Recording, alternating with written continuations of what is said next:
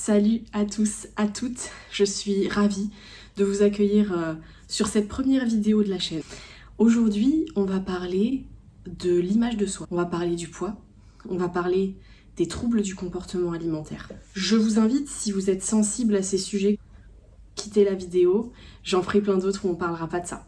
Je vais vous raconter tout simplement mon histoire. Pas de notes, vous voyez, j'ai pas de script, j'ai rien, j'ai une boîte de mouchoirs. On sait jamais. Moi, elle, je trouve qu'elle est un petit peu agitée. Calme-toi, s'il te plaît. Je vais vous exposer les choses comme elles me viennent. Je vais quand même faire de mon mieux. Je vous disais vouloir être en perte de poids. J'ai eu beaucoup de variations de poids dans ma vie. Les premiers problèmes que j'ai rencontrés au niveau de l'alimentation, et là je ne parle que de l'alimentation, ça a été à l'âge de 9 ans. Je n'avais aucune conscience de mon corps à 9 ans. J'avais pas ce truc de dire je suis trop grosse, j'ai tant de choses, oh là là, mais je suis moche. J'avais pas du tout conscience de ça. Je me regardais très peu. Dans mon souvenir d'enfant, je me regardais très peu dans la glace. J'étais pas là-dedans. C'est simplement que j'avais rencontré un problème dans ma vie. Et du coup, je m'étais arrêtée de manger. À l'époque, j'ai tellement arrêté de manger que ma maman m'a amenée chez le médecin, a essayé de savoir un petit peu ce qui se passait. Il m'a donné, vous savez, un espèce de petit placebo. C'était une espèce de poudre à l'orange qui était censée me rendre l'appétit. Et dans mon cerveau d'enfant, ça a plutôt bien marché. Ça m'a redonné l'appétit. Il m'a dit, tu vas voir cette poudre, tu vas retrouver le goût à manger et tout ça. Donc voilà, c'est pas aller plus loin au final que ça. Ça aurait dû, parce que... Mais attention, moi je blâme personne, je ne blâme pas le médecin, je ne blâme pas ma maman. À l'époque, tout simplement, on n'en parlait pas. Et puis, c'est pas toujours évident de savoir ce qui se joue dans la tête d'un enfant, en fait. Finalement, ça s'est fini comme ça. J'ai recommencé à manger parce que je me disais, j'ai ma petite poudre à l'orange qui me donne l'appétit. Et dès que j'avais l'appétit qui baissait, je prenais ma petite poudre à l'orange et j'avais de nouveau faim. Ce qui se jouait là, c'était le début, en fait, de mes troubles du comportement alimentaire, puisque pour la petite fille que j'étais, c'était « j'ai un problème ». Je ne mange pas, c'est ma solution. Vous vous doutez bien que j'ai reproduit ce schéma de nombreuses fois dans ma vie. Le rapport au corps, là, il est venu vers l'âge de 11 ans. Je vais vous expliquer la première fois en fait que je me suis vue différemment dans le miroir. On faisait les courses à Bordeaux. Alors je sais pas si vous c'était pareil, mais nous, on habitait dans le sud-ouest vers Arcachon. Et quand on devait faire nos courses à Bordeaux, c'était l'expédition, c'était the sortie. On allait s'acheter les vêtements pour l'année, voilà. On y est allé et il y avait un membre de ma famille avec nous. Et moi, je choisis des choses comme comme une petite fille choisit ses habits, quoi. En fait, je choisis ce que je trouve beau, je choisis ce qui me tape à l'œil. Je ne regarde pas les tailles, je n'ai aucune idée qu'il y a des tailles de vêtements. Je ne regarde pas ça et puis je me ramène avec un pantalon. Ce membre de ma famille qui était avec nous me regarde et me dit... Non mais là, faut que tu te choisisses une taille au-dessus parce qu'avec les bonnes fesses que t'as, là tu vas pas le rentrer ce jean. J'ai pleuré. Je compte sur vous dans les commentaires pour rester objectif. Je n'en veux pas à cette personne de ma famille. On a tous des paroles maladroites. Je ne lui en veux pas. Donc s'il vous plaît dans les commentaires, je ne veux pas voir de « Ah bah dis non mais ça va pas te dire ça à un enfant ». En fait, on fait tous des erreurs, on fait tous des bêtises. J'ai 35 ans aujourd'hui et je suis capable d'être dans le pardon en fait, donc je compte sur vous pour l'être également. J'ai pleuré et puis je suis allée dans la cabine d'essayage avec donc du coup un jean avec une taille en plus, parce que c'était certainement vrai, le jean était sûrement trop petit, mais c'était pas la bonne manière de le dire. J'ai plus jamais vu le bas de mon corps pareil. Voilà, depuis je me trouve, et encore à l'heure actuelle, toujours à 35 ans, je trouve que je suis difforme. Je trouve que j'ai un bas du corps qui est énorme, qui est disproportionné.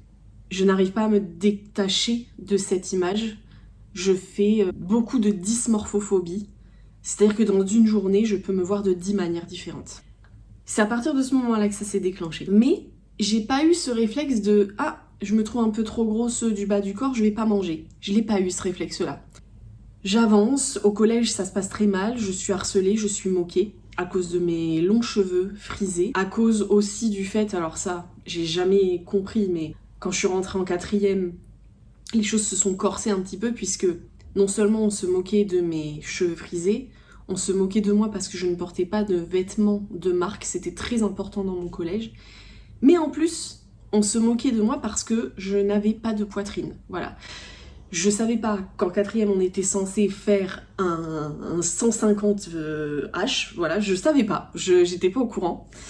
Et à l'époque, ben, j'avais pas cette répartie, donc moi, en fait, je me disais, je suis difforme, j'ai pas de poitrine, j'ai un bas du corps qui est énorme, mais je suis horrible, quoi, je me voyais horrible.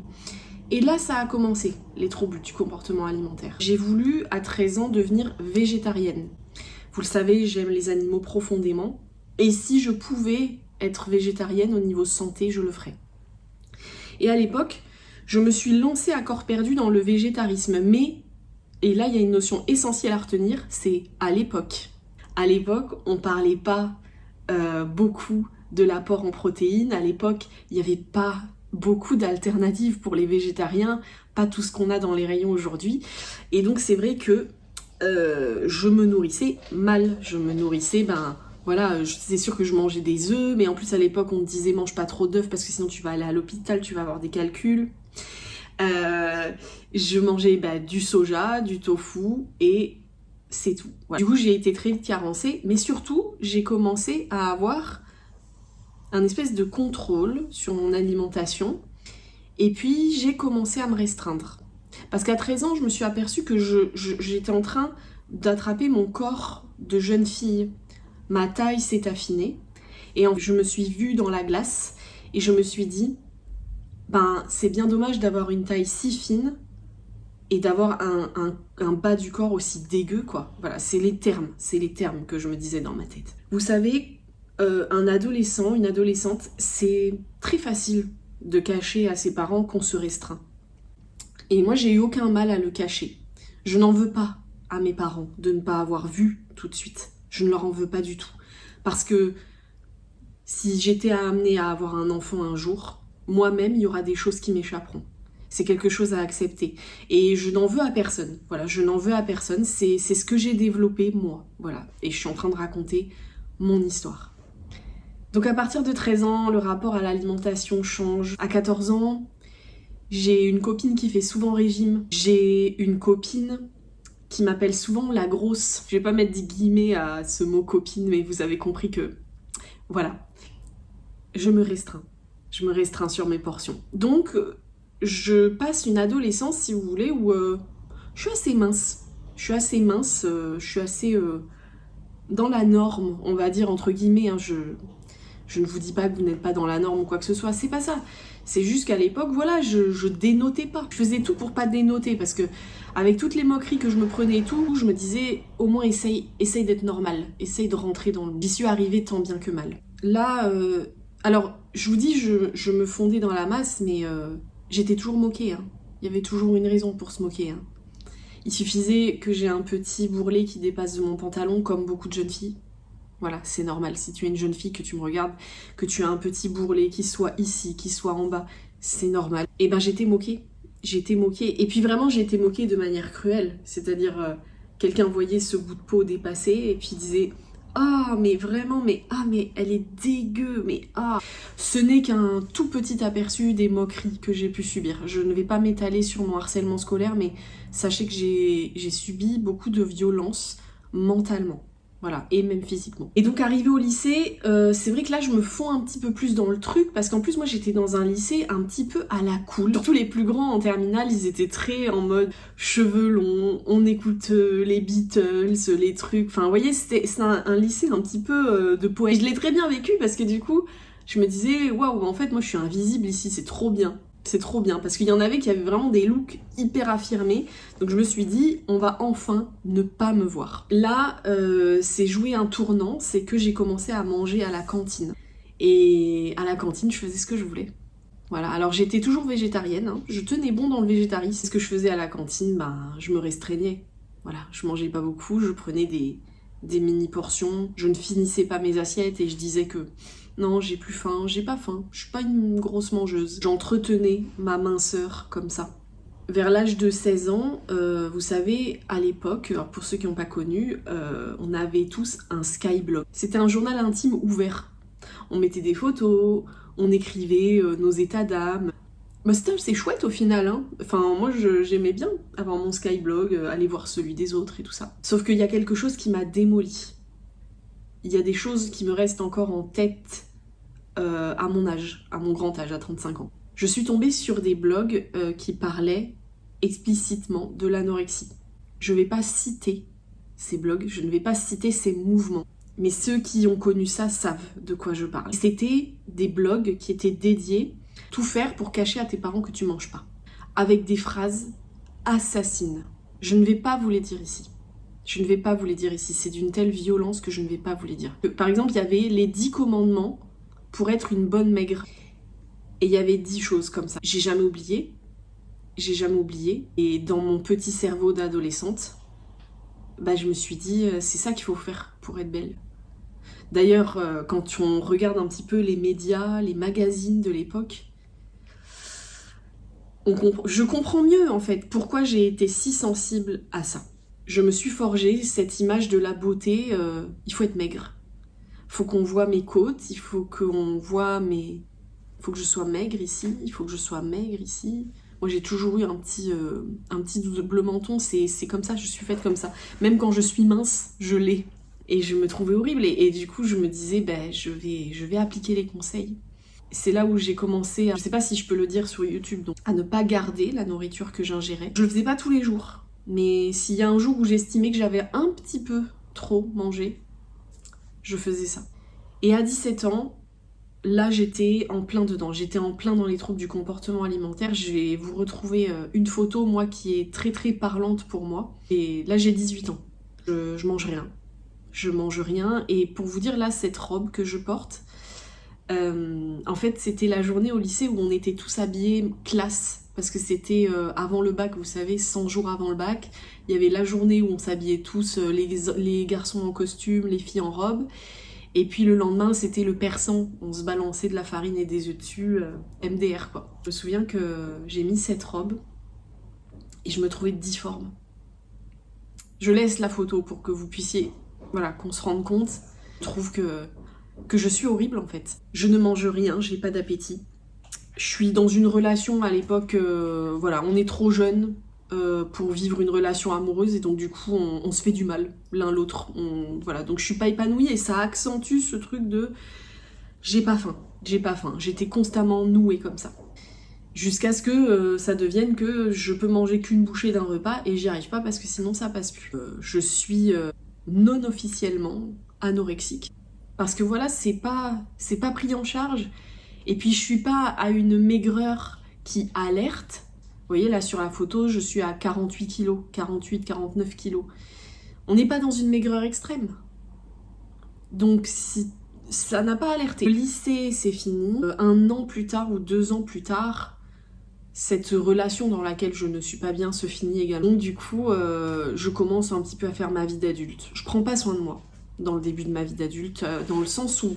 Alors, on pourrait croire, parce que si on voit sur les photos, je suis très coquette, voilà, je me maquille, je m'habille bien, je suis toujours apprêtée. Je prends pas soin de moi, de ma santé mentale, je ne prends pas soin de ma santé physique.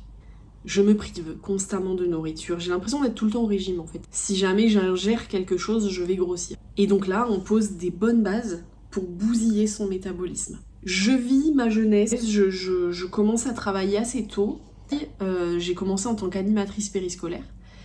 Et ben j'ai été amenée peut-être à un peu plus manger, un peu moins me préoccuper de mon alimentation. J'étais toujours à droite à gauche, je sortais avec des copines. Au travail, il y avait toujours les croissants, le café, le truc, le machin. Qu'est-ce qui se passe? Je passe de 53 kilos à 63 kilos. Et pour moi, c'est un drame. C'est-à-dire que je me vois sur les vidéos, les photos, je me dis oh, je suis énorme. Avec le recul, je n'étais pas énorme du tout. J'étais à un poids normal, dans un IMC normal. Je suis dans le début de ma vingtaine et on n'est pas fini dans le début de sa vingtaine. On continue de se former en tant qu'homme, en tant que femme. Donc il est normal d'être un peu plus charpenté à un moment donné de sa vie. On devient une femme, on quitte son corps d'enfant. Mais ça, vous voyez, on nous l'apprend pas. Je sais pas s'ils le disent aux générations d'aujourd'hui, mais à l'époque on nous le disait pas. Donc moi je me suis dit, oh, c'est pas normal que je grossisse comme ça, là je suis monstrueuse, qu'est-ce que j'ai fait? Et ben à l'époque, il y avait eu une campagne de pub qui avait été très efficace. C'était un centre dans lequel il y avait une diététicienne, où tu ne payais pas la consultation à la diététicienne. Par contre, tu payais les compléments alimentaires qu'elle te prescrivait. Et donc moi j'y suis allée, parce que je me suis dit, bah, ce sera équilibré, c'est rééquilibrage alimentaire, et puis avec les compléments, ça va m'aider à maigrir et tout. Et j'y vais, et du coup, je dis, ben moi je veux retourner à mes 53 kilos, j'ai 10 kilos à perdre. Et c'est là où je trouve que c'est quand même... J'ai affaire quand même à une diététicienne, quelqu'un de diplômé. Alors je sais pas, moi je suis pas dans le game des diététiciens nutritionnistes, je sais pas qui y croire, même encore aujourd'hui, je ne sais pas. Mais dans tous les cas, cette personne me dit bah ok, allez, ok, go, on va perdre ces 10 kilos. Alors que peut-être qu'à ce moment-là, j'aurais eu une personne en face de moi qui me dit mais c'est normal ce que tu vis. Alors on va perdre un petit peu si tu peux te sentir plus à l'aise, mais certainement pas 10 kilos et certainement pas 10 kilos en 2 mois. 3 mois.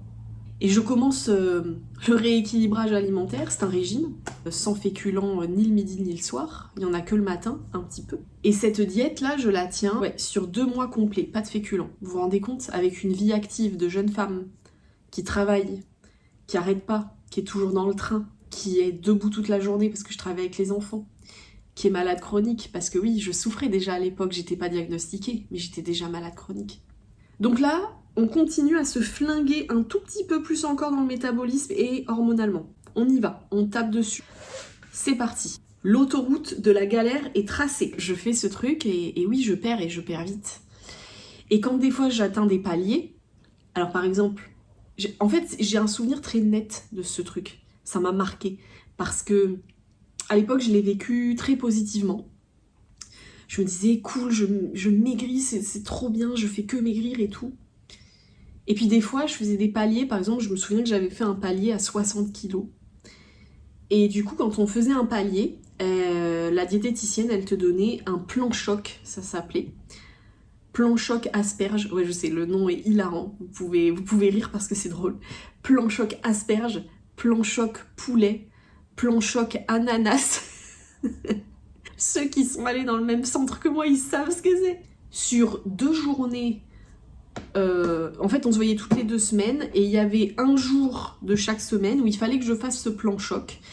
Où là le matin je ne mangeais que un yaourt, une tartine, une boisson chaude. Voilà, pas de fruits, rien à côté.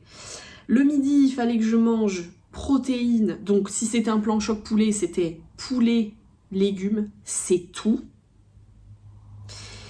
Et le soir, pareil. Donc moi, j'appelle ça un plan choc affamage.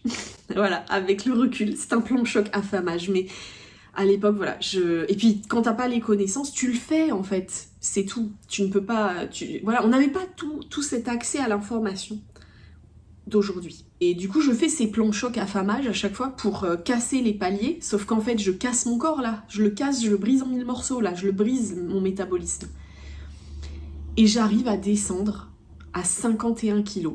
Et là, ma diététicienne me dit on va peut-être s'arrêter là, parce que ça s'arrête plus maintenant. Et donc, on a fait la stabilisation, mais la stabilisation, comme beaucoup qui ont fait un régime restrictif, on ne la tient pas longtemps, parce qu'après, la vie reprend son cours. Et à un moment, j'ai beaucoup bourlingué dans la France. Et j'étais à droite à gauche, je logeais chez les uns, chez les autres. Et du coup, je mangeais comme je trouvais à manger, quoi. Alors, j'étais quand même pas devenue une grosse mangeuse, hein, attention. Et puis, surtout, dès que je voyais que je reprenais, hop, je me privais. Des fois, il m'arrivait de jeûner, 1 jour, 2 jours. Mais sans que personne s'en aperçoive. Je vous dis, c'est très facile de cacher qu'on ne mange pas. Du coup, je gardais ma ligne, on va dire. Voilà, je la gardais, mais toujours sous le coup de privation. Hein. Et puis surtout, j'avais toutes les fiches, moi, de mon régime que j'avais fait cette année-là. Et du coup, dès que je sentais que je repartais, hop, je refaisais le régime. Sauf qu'à chaque fois, c'était de plus en plus dur. Et je comprenais pas pourquoi. Aujourd'hui, je comprends. Et puis, je rencontre mon premier mari. Voilà, on vit une très belle histoire d'amour. Je décide de prendre la pilule pour commencer cette vie maritale. Et j'avais déjà pris la pilule par le passé, je l'avais arrêtée, puis là je l'ai reprise. Avant la pilule, je la prenais pour une raison qui était simple, c'était qu'on m'avait dit que j'avais le syndrome des ovaires polykystiques et qu'il n'y avait que cette solution pour que j'ai plus de problème. En fait, si vous voulez, je faisais ce qu'une femme était censée faire. Je prends la pilule, voilà. Il paraît que quand on a des rapports, on prend la pilule. Je prends la pilule. Alors que, pas obligé. Je commence ma vie avec mon premier mari. Et là, les kilos, ils s'installent. Mais pas des petits kilos, vous voyez. Des bons kilos. Ça s'installe et ça se voit. J'associe ça à la pilule. Et j'associe ça également au fait que j'ai commencé à faire ma première grossesse nerveuse.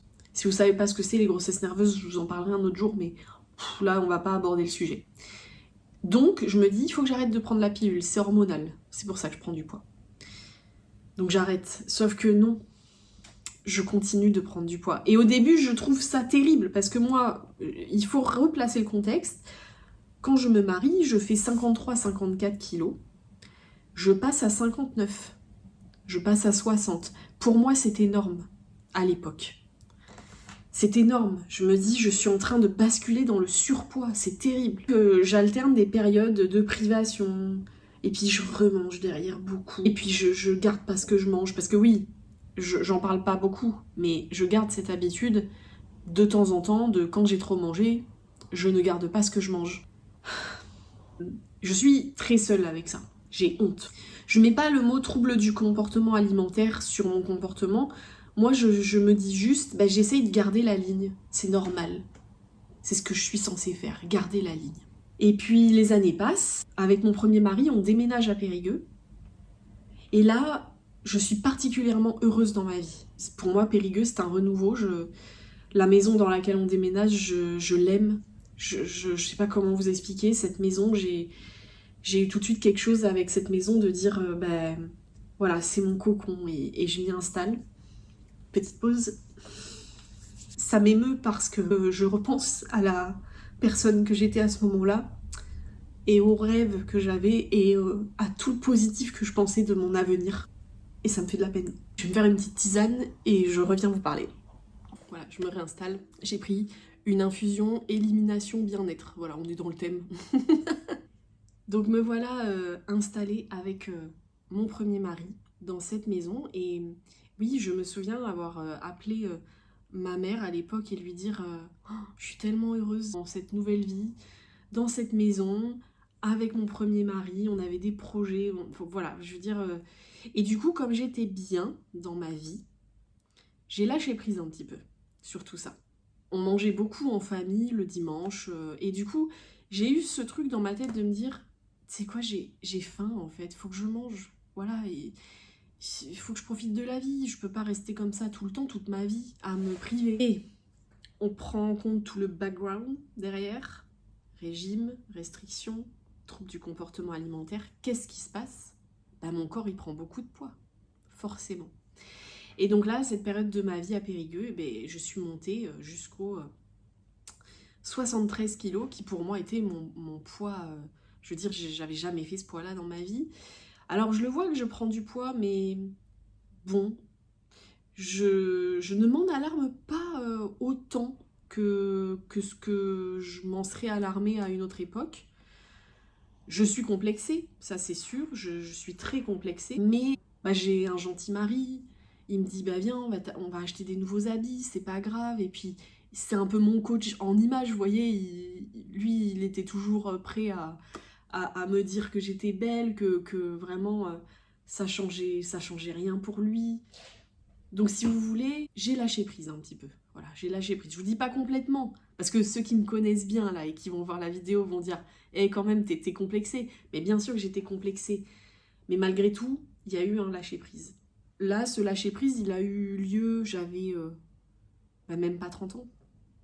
Même pas 30 ans, ouais, 28, 29 ans. Et puis à 29 ans, je perds mon premier mari. Il est mort d'une maladie incurable, subitement. En 2 mois de temps, c'était terminé. Et l'anorexie s'est immiscée très très tranquillement, mais je peux vous dire qu'elle est revenue. Et je ne pensais pas qu'elle allait me retomber dessus aussi violemment. Déjà, elle m'est retombée dessus quand j'étais en train de m'occuper de lui. J'oubliais de manger. Je me privais de manger parce que j'avais un problème. Donc du coup, je mange pas. On retrouve le schéma, c'est exactement voilà, le fonctionnement qu'avait trouvé mon cerveau pour pallier à un problème. Donc je perds beaucoup de poids quand je m'occupe de lui. Je continue à en perdre après l'avoir perdu. Puis bon, là, je vous décris pas la situation, mais voilà, j'ai plus goût à rien. La nourriture en fait partie, j'ai plus goût à rien, plus rien ne m'intéresse, même pas la nourriture. J'ai une perte de poids, voilà, mais j'y fais même pas gaffe en fait. Mais je m'en rends compte parce que mes vêtements, ils me baillent, tout ça. Et puis, la vie reprend son cours. On n'a pas envie hein, quand il nous arrive quelque chose comme ça, mais le manège, il continue de tourner et du coup, on reprend le travail, on reprend une vie sociale. J'ai été beaucoup invitée et je mangeais sans conscience, on va dire, voilà. Et donc le corps a repris du poids, parce que période de privation, le corps toujours il va se rattraper. Il est là pour survivre en fait. Il fait pas ça pour vous embêter de reprendre du poids. Il est là pour assurer votre survie, votre sécurité. Donc je reprends du poids et j'en reprends un peu plus que quand j'en ai pris à Périgueux. Au lieu d'être à 73 kg, je monte à 75, à 76. Je vais jusqu'aux 78 kg. Quand j'arrive à ce poids-là, ça fait 2 ans que j'ai perdu mon premier mari. Je ne travaille plus, entre guillemets. J'ai écrit mon livre, donc je m'investis beaucoup là-dedans, mais voilà, j'ai pas de rythme de travail, quoi. Je suis souvent seule chez moi. Ah oui, puis il y a eu le confinement entre-temps, mais bon, bref, on va pas faire tous les épisodes non plus. Je suis souvent seule chez moi, je mange seule chez moi. Et surtout sur cette période-là où, après avoir sorti mon livre, parce que j'ai un vide énorme qui me tombe dessus. Et au début, le vide, je le comble en mangeant. Et en mangeant beaucoup. C'est-à-dire que je mange mes repas, mais en plus, je développe une addiction au sucre. Et quand je dis je développe une addiction au sucre, c'est pas ouais, je développe une petite addiction, non, non. C'est une drogue le sucre, voilà. Et au début, vous savez comment ça a commencé? 2 choses. J'ai vu à Super U le paquet Bjorg de choco-noisette. Donc c'est comme des princes, si vous voulez, mais carrés comme ça, puis il y a du chocolat noisette dedans. Trop bon. Je dis tiens, ça fait longtemps que je n'ai pas mangé ça, je le prends. Et puis je passe au rayon congelé et je vois les Mister Freeze, vous savez, les tubes là. Oh là là, ça fait des années que j'en ai pas mangé de ce truc. J'ai mis le doigt dans quelque chose. Alors heureusement, ça n'a pas duré très longtemps. Ça a duré 3 mois cette histoire, mais 3 mois, ça suffit pour prendre beaucoup de poids. Et en fait, je mangeais, en plus de mes repas, 2 paquets de Bjorg choco-noisette et 12 à 24 Mister Freeze par jour. Quand je le dis, j'ai honte. Mais je vous promets que voilà, c'était ma réalité. Je vivais seule chez moi. J'avais un vide intersidéral. Je ne voyais... Je sais pas comment vous dire. Je me projetais dans rien. J'étais très malheureuse. Mon premier mari me manquait énormément. J'étais dans une souffrance abominable. Et du coup, dès qu'il y avait une place pour de la réflexion ou un vide ou quoi que ce soit, je mangeais. Donc oui, je suis montée à presque 80 kilos cet été-là, été 2021. Et je me dis, il faut que je retrouve un rythme de vie. Il faut que je retrouve un cadre. Et je m'en aperçois et du coup, je me dis, tu sais quoi, je vais retravailler en tant qu'animatrice périscolaire. Ils en cherchent tout le temps, parce que personne veut faire ça, c'est que dalle payée et les horaires, c'est nul, donc voilà. Mais ça me faisait quand même des horaires. Moi, j'avais mon rythme midi, soir. Et en plus, je vois les enfants, quoi. Les enfants, c'est ma vie, j'adore les enfants. J'aimais beaucoup mon travail parce que vraiment, voilà, je voyais des choux d'amour tous les jours. Et du coup, ça me remplissait très positivement d'avoir ce travail. Ce qui s'est passé, c'est qu'au début, j'ai vu que j'avais pris beaucoup de poids. Et là, je me suis sentie pas bien. Et du coup, vous manquez pas, d'accord? J'ai recommencé le régime que j'avais fait dans ma vingtaine là. Vous savez, parce que j'avais encore les feuilles à la maison. Donc j'ai repris le régime en septembre. J'ai repris le même régime que je faisais dans ce centre-là avec la diététicienne. Alors au début, je commence mon régime, mais je mange quand même. Vous voyez, même si c'est un régime restrictif, on est d'accord, je mange. Sauf que ce qui se passe, c'est que je sens que mon estomac se noue de plus en plus. De plus en plus, de plus en plus. Je n'arrive plus à ingérer des portions normales de nourriture. L'anorexie me retombe dessus. C'était pas une gêne fonctionnelle, hein. J'avais rien. À l'œsophage, j'ai passé des examens, vous vous doutez. J'avais rien. C'est l'anorexie qui me retombait dessus à 31 ans. Et je l'ai pas vu venir. Là, s'ensuit une période où... Alors, je vais au travail, mon travail me fait du bien. En revanche, je vais très mal mentalement. Je traverse une énorme dépression que je ne soigne pas, parce que j'en ai ras-le-bol en fait de parler du fait que je suis veuve depuis que j'ai 29 ans, puis qu'après j'ai perdu mon père un an après et que ça m'a démolie. J'ai plus envie d'en parler, donc du coup j'en parle à personne et je me soigne pas. J'ai que quelques anxiolytiques voilà, pour le soir et puis un somnifère, c'est tout. Je traite pas ça et du coup, ben, qu'est-ce qui fait mon cerveau? Il y a un problème, ne mange plus. Et c'était même pas ma faute, c'est que vraiment je n'arrivais pas à ingérer les choses. Je mangeais des portions, mais si... Je me faisais, vous savez les petites briquettes de soupe liebig là, petites, voilà, ça fait pour une fois en général. Bon ben moi je mettais 3 jours à la manger. Et donc vous vous doutez que le poids sur la balance a drastiquement baissé puisque j'étais debout toute une partie de la journée avec les enfants, puis je peux vous dire qu'en animation périscolaire, vous vous dépensez avec les enfants. Vous jouez avec, vous courez, vous les portez. Moi j'avais les petits en plus, donc... Voilà, la cantine, vous êtes debout, vous vous baissez, vous les servez, truc, machin. Donc j'étais, en plus, j'avais une dépense calorique qui était sans doute très importante. Et je ne me nourris pas. Donc oui, forcément, le poids descend très vite, le poids descend beaucoup trop vite. Et je passe de 80 kg début septembre à 67, 66 au mois de novembre. C'est énorme et j'en viens à peser 59 kilos le mois de mars d'après. C'est hyper rapide hein, comme perte de poids. Sachant que j'ai perdu presque 15 kilos en un mois et demi. Vous voyez, c'est ça qu'il faut mettre en exergue. C'est terrible pour votre métabolisme. Puis moi je suis partagée parce que là je suis consciente qu'il y a un problème. Je suis consciente que je mange pas. Je suis consciente très bien que je reste des minutes et des minutes devant mes placards en me disant je sais pas si je vais être capable de manger, je ne sais pas. Et en même temps je me vois maigrir et je suis contente de maigrir. Je suis trop contente, j'en deviens accro. Je deviens accro à la balance, je deviens accro au fait que mes vêtements ils commencent à me bâiller, je deviens accro à ça. Ça te fait de la dopamine, parce que c'est une réussite. Je tombe malade, j'attrape le Covid en mars 2022, donc là je suis à mon poids le plus bas, mais je suis aussi à mon état de santé le plus bas, c'est-à-dire que mon corps il a plus de ressources, il a plus de réserve, il est crevé, et en plus je lui demande de pas grossir, donc c'est compliqué. Entre-temps, j'ai rencontré Lorenzo, entre-temps on tombe amoureux, entre-temps je déménage de cette maison qui m'a été si chère. J'en trouve une nouvelle. On se marie avec Lorenzo. Je fais tout pour ne pas grossir avant le mariage. Donc je me prive. Hein. Il y a beaucoup de journées où je jeûne, où je ne mange pas. On se marie avec Lorenzo. On commence notre vie de jeune mariée. Au début, je lâche un peu prise sur l'alimentation, mais quand je revois la balance qui augmente, j'arrête. Je reportionne tout.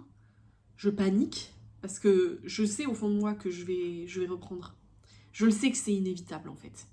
Je le sais que je l'ai maltraité mon corps. Je développe un Covid long, je me retrouve en fauteuil roulant, donc je ne me dépense plus.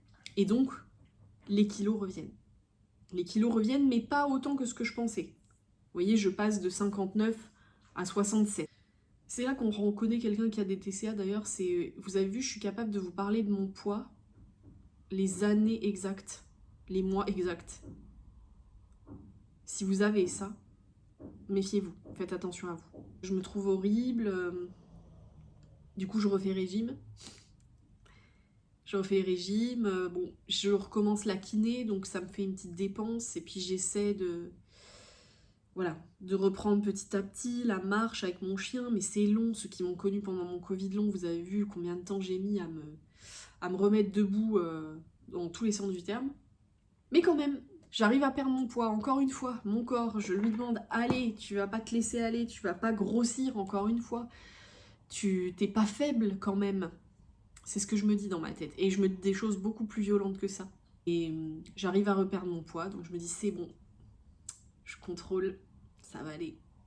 Et avec Lorenzo, on décide de déménager à l'autre bout de la France. 1 an et demi après notre mariage, parce qu'on en avait besoin, tout simplement. Et puis déménagement, pour moi déménagement c'est toujours égal à je suis plus en sécurité. Il faut que je retrouve ma sécurité, il faut que je retrouve mon foyer, il faut que je retrouve quelque chose.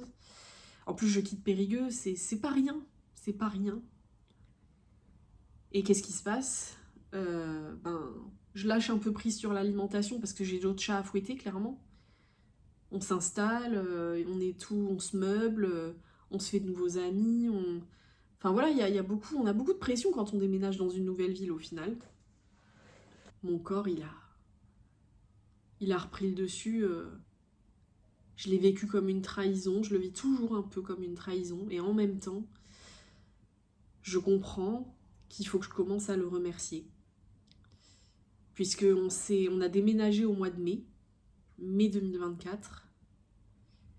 Et en juillet 2024, j'ai repris 15 kilos. En 2 mois de temps. C'est pas facile.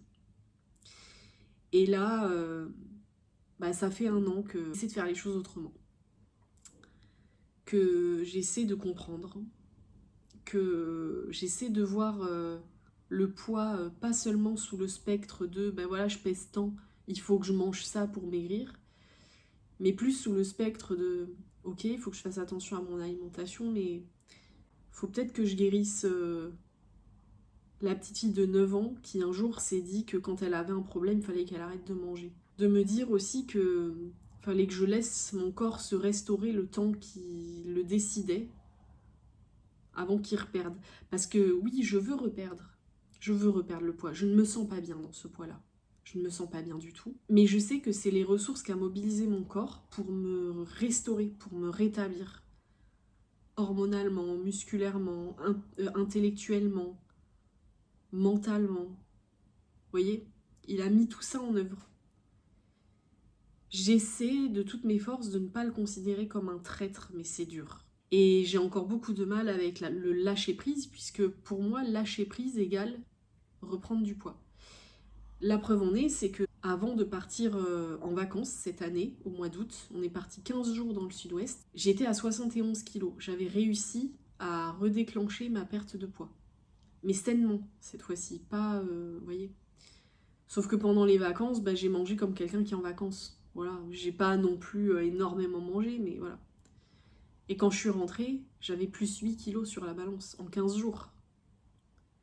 Donc, je sais qu'il y a une partie problème hormonal, hein. Ça c'est indéniable chez moi, il y a un problème hormonal avec l'endométriose, hein. Je suis pas la seule à expérimenter ça. Et puis il y a le facteur trouble du comportement alimentaire. Dès que mon corps sent qu'il y a qu'on dévie dans un sens ou dans l'autre, il réagira très fort. Et je me dis, est-ce qu'un jour ça va passer ça? Est-ce qu'un jour je vais vraiment pouvoir lâcher prise de me dire ça va aller Parce que je vois les choses passer des fois sur les réseaux sociaux, des gens qui disent non mais tu te rends compte, pour prendre 1 kilo de graisse, il faudrait que tu manges tout ça. Mais ils ne s'adressent pas aux gens comme nous. Vous voyez? Quand on est comme je suis, on sait que un repas peut tout casser. Vraiment. Je vous l'assure. Je vous l'assure. Et donc voilà où j'en suis aujourd'hui. Je suis en perte de poids, saine. Et j'ai décidé, alors je sais que certains vont me dire mais n'importe quoi, t'as souffert de troubles de comportement alimentaire et tu fais ça. Mais je vous assure que moi ça m'aide à comprendre mon corps et comment il fonctionne. Je me pèse tous les matins. Déjà pour voir si effectivement je suis en train de perdre du poids, parce que c'est mon objectif, donc je mets en œuvre les choses pour atteindre mon objectif, mais j'ai besoin de voir que mon poids peut varier sans que ce soit un drame. Voilà. Et surtout, j'ai remarqué que quand mon corps fait une petite montée de poids, après il redescend, parce que je l'ai mis en sécurité, parce que j'ai bien mangé, parce que j'ai bien dormi et parce que j'ai fait mon sport. Et ça, c'est hyper intéressant pour moi de le voir. De voir cette courbe qui est... En fait, on voit souvent la perte de poids comme ça, au final, voilà, comme ça, une pente descendante, alors que c'est plus une pente comme ça. Voilà, et c'est tout doux. Je vais vous mettre la différence. J'ai ma courbe de perte de poids de 2021 quand j'ai replongé à pieds joints dans l'anorexie. C'est assez choquant. C'est choquant. Et voici la courbe de ma perte de poids actuelle. C'est très long. Il y a des matins où j'ai envie de pleurer parce que je me dis, punaise, c'est tellement long de perdre du poids et c'est tellement court d'en reprendre. Mais je sais que cette fois-ci, je fais les choses bien. Je sais que cette fois-ci, je mange à ma faim, je ne me restreins pas. Je mange ce dont j'ai besoin, non seulement pour mon corps et pour être en forme, mais pour mon cœur, pour ma tête, pour mon cerveau, pour tout ce que j'ai besoin de faire. Votre cœur, il a besoin de calories. Votre cerveau, il a besoin de calories. Vos muscles, ils ont besoin de calories. Votre intestin, il a besoin de calories pour éliminer. Vos reins, tout ça. Et en fait, c'est une perte de poids que je fais, mais ça s'arrête pas qu'à la perte de poids. Ça englobe plein d'éléments autour que je me suis jamais penchée dessus. C'est la première fois de ma vie que là, je me dis, allez, je fais autrement. J'arrête de m'affamer. Je fais plus ça. Ça rime à rien. Parce qu'après, on est encore plus mal derrière. Et c'est un cercle où ça finit jamais. Et j'ai pas envie de passer une vie dans les privations. Et puis, et ce sera le dernier point de cette vidéo, je le fais pour mes futurs enfants. Je ne veux pas qu'ils aient affaire à une maman qui est malheureuse de son image. Je ne veux pas qu'ils aient affaire à une maman qui est sans cesse en train de stresser parce qu'elle va manger un gâteau. Une maman qui ne va pas arrêter de dire non mais me prends pas en photo, je suis moche, je suis grosse.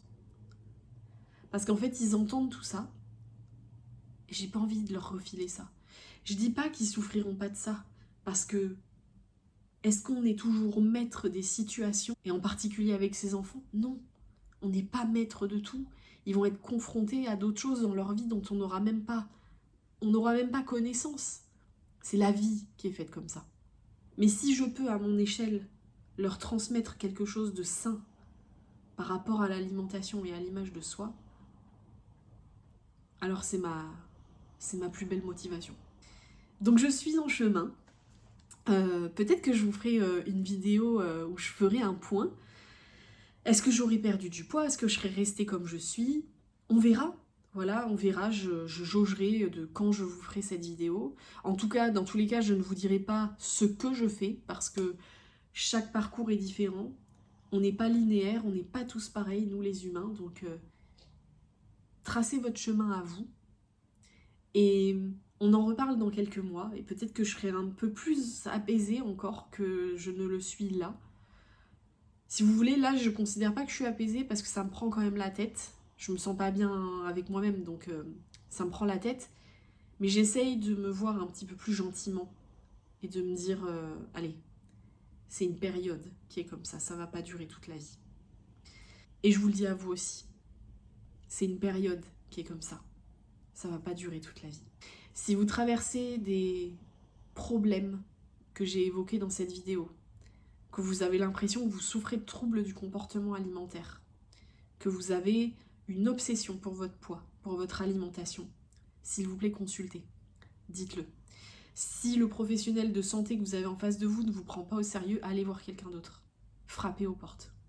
Je vous y encourage de tout cœur. Prenez soin de vous.